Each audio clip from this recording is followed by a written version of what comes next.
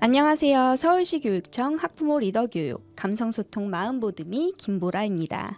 오랜만에 학부모당 TV에서 여러분을 만났는데요.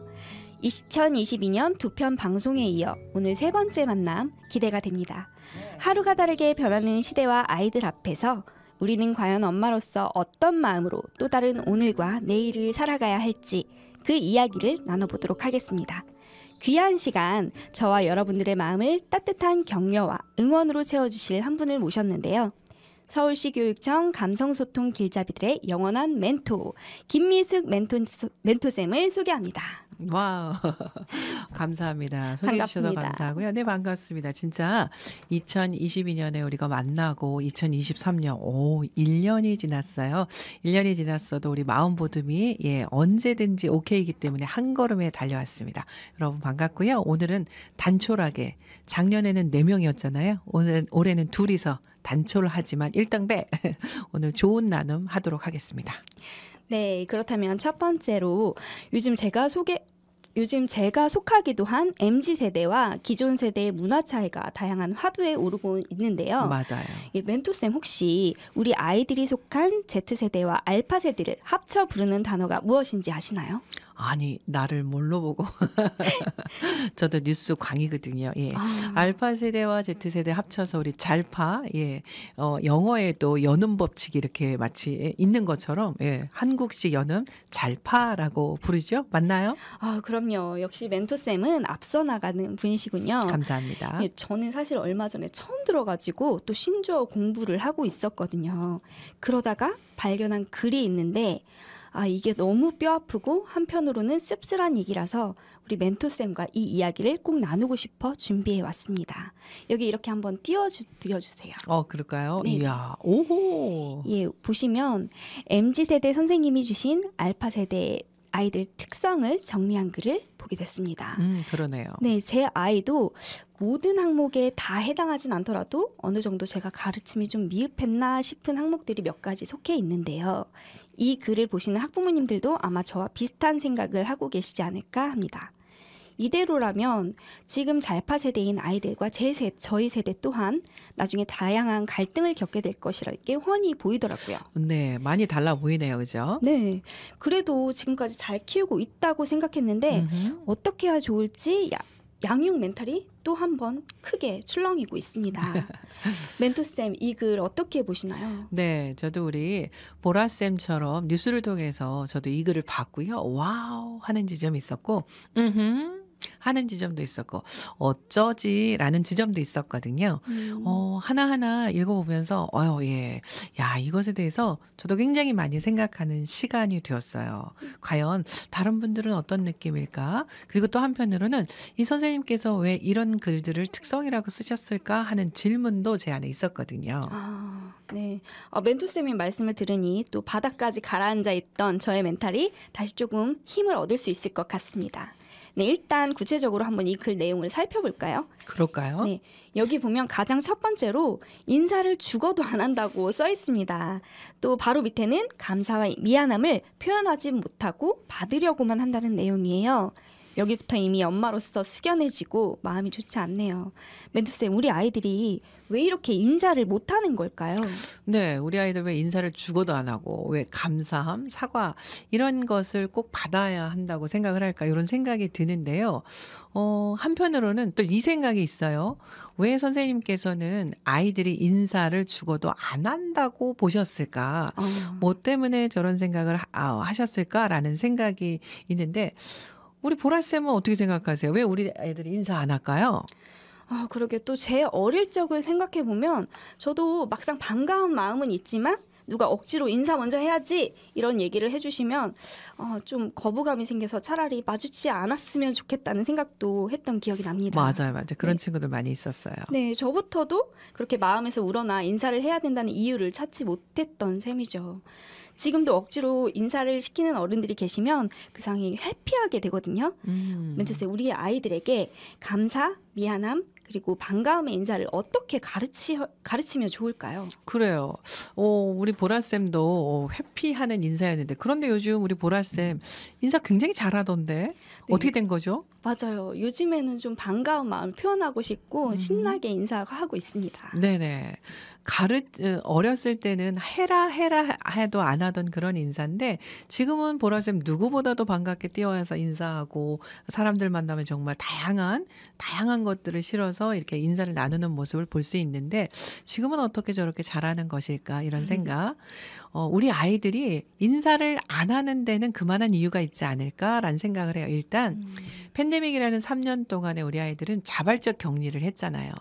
인사라는 건 관계예요, 관계. 관계 속에서 내가 먼저 누군가에게 나의 반가움이라던가 또는 어떤 미안함이 들 때라던가 고마움이 들 때라던가 드러내는 건 감정을 표현하는 건데 사람을 잘 만나지 않았고 그런 경험이 많지 않다 보니까 내가 먼저 무언가를 해야 해라는 생각을 잘 못할 수 있어요.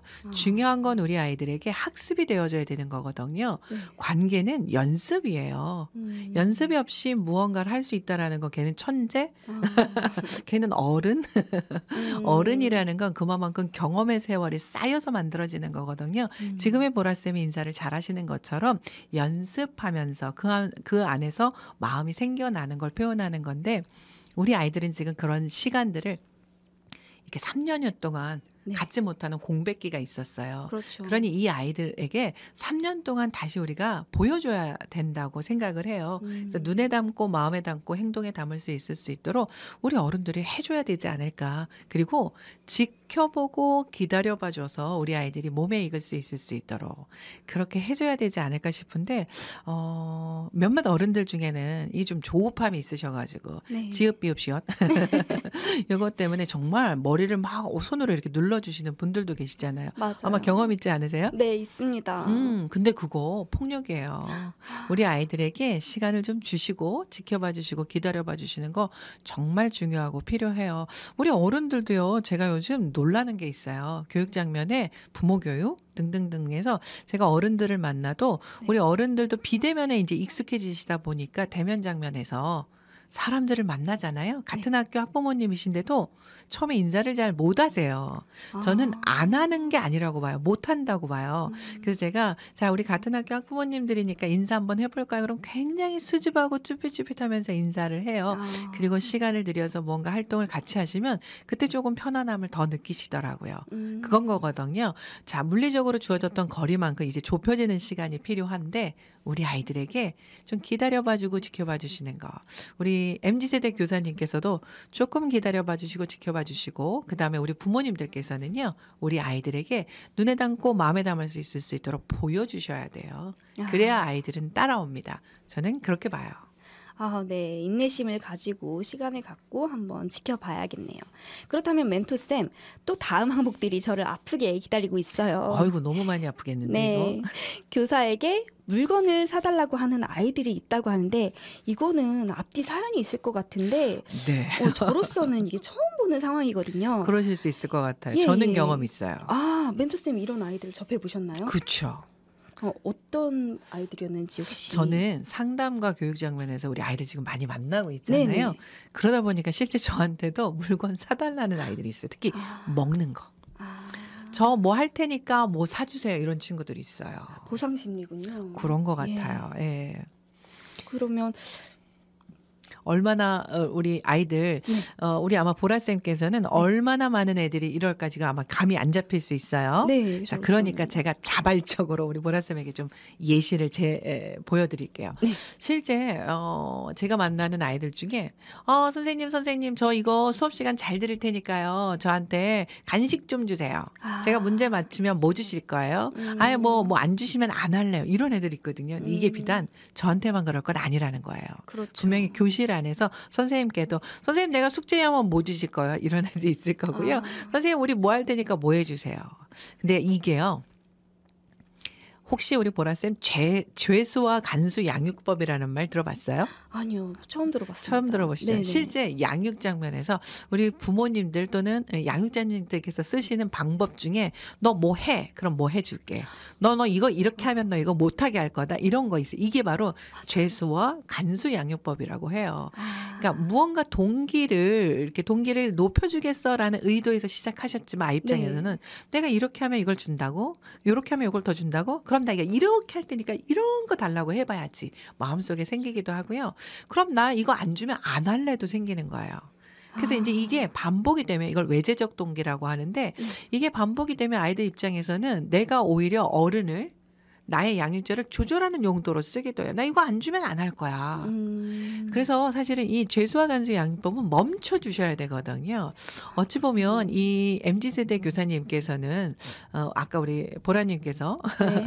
뼈 아픈이라는 표현을 쓰셨지만 요 뼈 아픈 양육의 한 지점을 좀 집어주신 건 아닐까 싶기도 해요. 그러니까 우리 아이들에게 그렇게 좀 훈련을 시키지 마세요라는 의미도 있을 것 같고 우리가 자녀에게 뭔가 동기를 좀 높이고 빠르게 일을 좀 진행하려다 보니까 애를 책을 읽힌다거나 공부를 하는 거 좀 빠르게 하려니까 너 이거 공부 이만큼 하면 이렇게 해줄게 자꾸 이렇게 제시하시는 거 요거는 사실 좀 멈춰주시는 것이 좋지 않을까.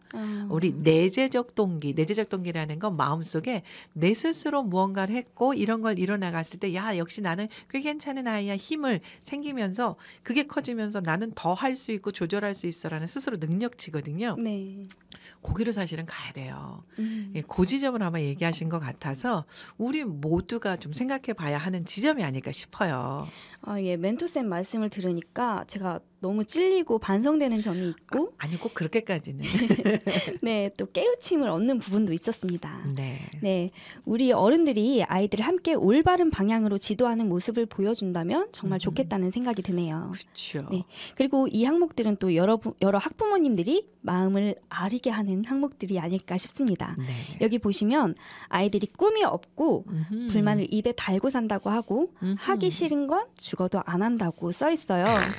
예, 멘토쌤 이건 정말 감성 소통이 필요해 보이는데 우리 아이들에게 무슨 일이 있었던 걸까요? 진짜 우리 아이들한테 무슨 일이 있었던 거야? 내가 오히려 보라스한테 묻고 싶네요. 우리 아이들 무슨 일이 있었길래 꿈이 없고 불만을 입에 주저리 달고 살면서 하기 싫은 건 절대 안 할 거야 이렇게 고집을 세우는 걸까요? 왜 그런 걸까요? 일단 우리 보라쌤께 제가 여쭤볼게요. 왜 그런 것 같아요? 저는 사춘기가 돼서야 이런 생각을 했던 것 같은데 아직 사춘기 오지 않을 시기 아닌가요? 그러니까 이 MZ세대 교사가 본 우리 알파세대 초등학생들이면 사춘기 전일 수도 있을 것 같기는 해요. 1, 2학년이냐 3, 4학년이냐 5, 6학년이냐. 근데 어쨌든 알파세대라는 건 2010년도 이후에 태어난 아이들 이렇게 보면 되잖아요. 네네. 자, 그러면 지금 딱 중학교 1, 2학년 그 언저리까지가 마지노선이에요. 네. 그러니까 초등학교에 있는 우리 아이들은 전부 알파 세대인데 이 아이들이 꿈도 없고 불만을 입에 달고 산다라는 거 일단 우리 아이들이 기본적으로 지금 여기 써 있는 거 요거는 우리 보라쌤 말씀하신 것처럼 사춘기의 전형적인 모습은 맞아요. 사춘기가 되면 긍정적인 상호작용을 하는 물질들의 이 신경전달 물질의 준위라고 그래요. 높이가 좀 낮아져요. 분비가 좀 줄거든요. 그러니까 기쁘고 신나서 무언가를 기대해서 하고 싶다라는 생각은 줄어요. 그게 준다라는 건 반대적으로 하기 싫어라고 얘기하면서 안 할래라던가 이게 문제야라던가 이런 것들은 늘어날 수 있다는 거예요. 네. 그리고 우리 보라쌤께서는 사춘기가 언제 시작된다고 생각해요? 사춘기가 한 초등학교 6학년 정도에 시작하지 않나요? 그렇죠. 우리 보라쌤이 성장기엔 그랬어요. 그러니까 나를 생각하면 우리 아이랑 어려울 수 있다는 거예요. 지금은 알파 세대라는 세대 교체도 아니고 세대 차이도 아니고 세대 분화라고 보셔야 돼요. 세대가 아예 달라. 그러니까 세대가 다른 거 그 안에는 그 세대가 갖는 우리 그 윗세대는 이해하지 못한 어떤 특징들이 있는데 특히 알파 세대 아이들은요, 각자 세대 아이들이에요. 아. 각자 세대라는 건 개인주의 세대랑 또 달라. Z세대 아이들 잘파 중에 앞에 있는 Z세대는 공동체를 알면서 그 안에서 나 중심으로 나 우위의 개인주의 성향이 강하다면 알파 세대 아이들은요, 세계 시민을 향해요. 그러니까 세계는 한 덩어리, 그러니까 우리가 속해 있는 공동체 이거 구획화 필요 없은 거예요. 그러니까 공동체가 없고 나 각자 하나하나가 중요해라는 각자성. 그러니까 이건 개인주의보다 더 센 혼자 뭐 이런 걸 거예요. 그러니까 내 입장에서의 나를 강력히 주장하는 거예요. 그러니까 내가 속한 영역이 따로 없으니까 나를 끊임없이 드러내는 세대가 요즘 아이들. 그래서 자신 입장에서 불편하고 싫은 건 절대 안 할 거야를 굉장히 강력하게 얘기하면서 자기는 그렇게 얘기하는데 타인들의 그런 지점은 눈에 별로 안 들어와. 마음에 안 와닿아. 왜? 감정 교류하는 시간이 적었기 때문에 타인을 역지사지하고 공감하는 능력이 떨어지거든요. 그러다 보니 두드러지게 더 그렇게 표현하는 거고요. 네. 내 입장에서의 나를 끊임없이 그리고 사춘기가 빨라졌어요. 세대 분화가 일어나면서 지금은 3학년 2학기서부터라고 생각하셔도 너무 빠른데요. 그렇죠. 너무 빠르죠. 네. 자, 그때 특징적인 게 아이들이 말이 많아져. 일단 빠른 사춘기 특히 여자아이들이 더 빨라지는데 그 시기에는 자기만의 논리와 심리적 이유가 폭증해가지고 어른들의 한 말씀에 두세 마디 열 마디까지 다다다다다다 붙여와요. 근데 이게 긍정적인 표현보다 부정적인 표현이 많거든. 그러니 어른들 입장에선 다 이게 불만으로 들릴 거예요. 그렇죠. 네. 그리고 하고 싶다가 아니라 하기 싫다가 많을 거거든요. 네. 왜 날 좀 내버려 더 난 나야 이런 식이니까. 그러니까 이게 사춘기 특징적인 것과 맞물리고 세대의 특성과 또 맞물리다 보니까 그 알파 세대의 부모님들은 밀레니얼 Y세대 부모님은 당최 이해가 안 되지. 나 어렸을 때랑은 비추어 보면. 맞아요. 그래서 세대 분화여서 우리 아이들의 특징적인 부분을 좀 이해해 주시는 게 이 MZ세대 교사님께서도 이 특징이 참 낯서네요. 이런 의미로 표현하신 것은 아닐까. 첫 번째 어쨌든 발달 특성상 사춘기의 모습이 빨라진 거다. 요 지점. 아이고 우리 부모님들께서는 원래 우리 빨리빨리 좋아하잖아요. 그 빨리빨리가 우리 아이들 발달에도 지금 나타나고 있구나. 우리는 요건 늦게 오길 바라지만 역시 네. 이것도 빨라졌다. 이렇게 생각하는 것도 하나 필요한 이런 지점이라는 걸 기억해야 할 것 같아요. 그렇군요. 저도 막상 어린 시절에는 하고 싶은 말을 너무 참기만 했던 게 저를 엄청 괴롭혔던 결과를 낳게 됐었거든요. 그럼 아이들이 지금 이렇게 건강하게 불만을 표현하고 있는 걸 어른들이 좀 더 편안하고 수용적으로 받아준다면 서로 날카로운 관계가 아닌 부드러운 관계로 상호간 성장을 지도하고 경험할 수 있지 않을까 싶습니다. 맞아요. 그게 발달을 제대로 이해하는 양육일 거예요. 네. 선생님들께서도 네, 아이들의 불만을 비난의 시선이 아닌 도움 요청의 신호로 받아주셨으면 좋겠습니다. 네. 그런데 또 공교롭게도 다음 항목이 바로 어른에게 의존적이라는 항목이네요. 예, 멘토쌤, 저도 한때는 멘토쌤의 코칭이 없으면 너무 힘들어서 의존하는 시기를 겪어봤는데요. 제가 당시에 많이 의존적으로 비춰졌을 것 같은데 멘토쌤은 어떤 마음으로 저를 대해주셨는지 궁금합니다. 우리 보라쌤은 의존했다고 했는데 저는 의존했다고는 느끼진 않았어요. 그러니까 이게 입장 차이가 있는 것 같아요. 같은 걸 바라보는 다른 시선. 아마 우리 아이들도 그럴 수 있을 것 같은데 그리고 어른이 돼서 의존한다는 건 사실은 내 마음이 조금 어려워요. 도와주세요 한 거잖아요. 네. 그건 얼마든지 환영. 네. 그런데 우리 아이들에게서 드러나는 이 의존은 조금 고민해 봐야 될 것 같아요. 우리 아이들은 의존한다라는 이 말 자체는 이 아이들에게는 학습이 되지 않았을까 저는 이 생각이 들어요. 우리가 성장할 때 특히 이제 저 X세대 너무 오래됐다. 저 X세대만 하더라도 우리 부모님 아래 저희는 5형제였어요.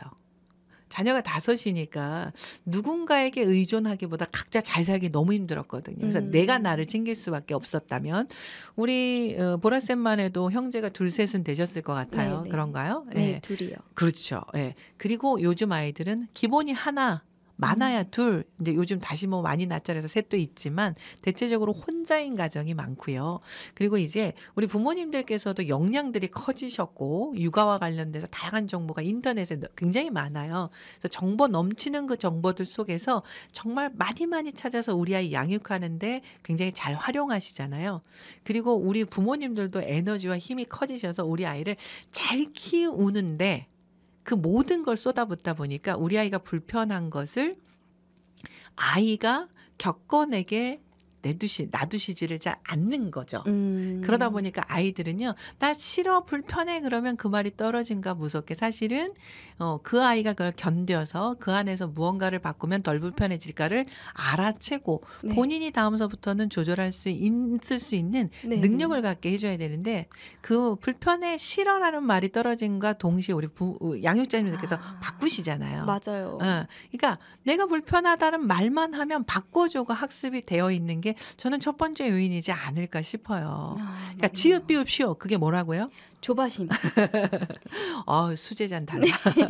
자, 그래서 우리 부모님들, 양육자님들 조바심을 좀 낮춰주시는 게 필요해요. 그러니까 이 조바심을 낮추는 행동 강령은 뭐냐면 지켜봐주고 기다려봐주고를 해주셔야 우리 아이들은 당연히 안 살아본 삶이고 안 가본 길이기 때문에 처음 시도해서 알아야 되고 그다음에 가봐야 되고 어떤 것이 좋고 어떤 것이 잘못됐는지가 자꾸 경험치가 쌓여야 조절하는 힘이 생겨요. 그래야 의존 안 해요. 맞네요. 근데 그 시간들이 없기 때문에 그냥 싫은 걸 단박에 싫어 불편해 하면 쫙쫙쫙 일괄 처리돼라는 연습이 이게 이제 머릿속에 있으니까 말만 하는 거고 불만으로 보이겠고 그런 걸 듣기 싫은 어른들은 일사천리로 해주시는 거고. 근데 중요한 건 집에선 이게 돼.